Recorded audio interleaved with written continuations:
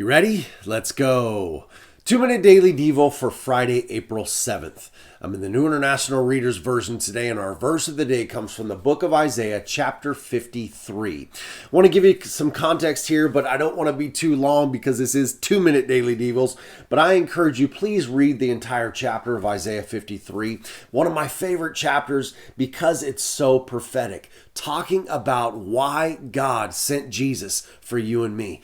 And I want you to bear this in mind when you read this. It was written hundreds of years before Jesus even comes, but it lays out exactly how Jesus went to the cross, that he was born as someone that we didn't even notice, and we know he was born in a manger. It talks about how he went to the cross as a sheep before the shearers, that he didn't say a word, that he was pierced, that he was ended up being buried in a rich man's tomb, which we know happened in Joseph of Arimathea's tomb. So just please read through all of this chapter because it is so amazing about how Jesus fulfills all of these prophecies that came way before he was even born. But our verse of the day is verse 5, and it really lays out exactly what Jesus did for you and I on the cross. Verse 5 says this, "But the servant was pierced because we had sinned. He was crushed because what we had done was evil. He was punished to make us whole again, and his wounds have healed us."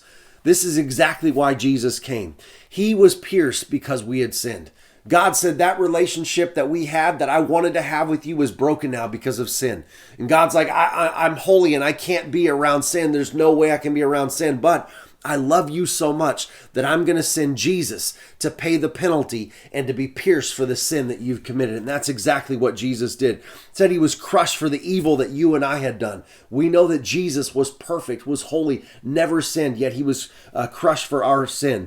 It says he was punished to make us whole again. Once Jesus was crucified, that relationship with God that was broken by the sin that Adam and Eve committed was immediately restored. And now we can go to God. That's why the veil that was 4 inches thick in the temple was torn in two, because now it symbolized that we can go directly to God because of what Jesus did on the cross. And then finally, his wounds have healed us. As children of God, you and I have a right. When we're sick, when there's disease, when there's infirmities, by his stripes, we are healed, another version says. We can go to God and say, God, because of what Jesus endured on his way to the cross, I have a right to healing. He endured that for our healing.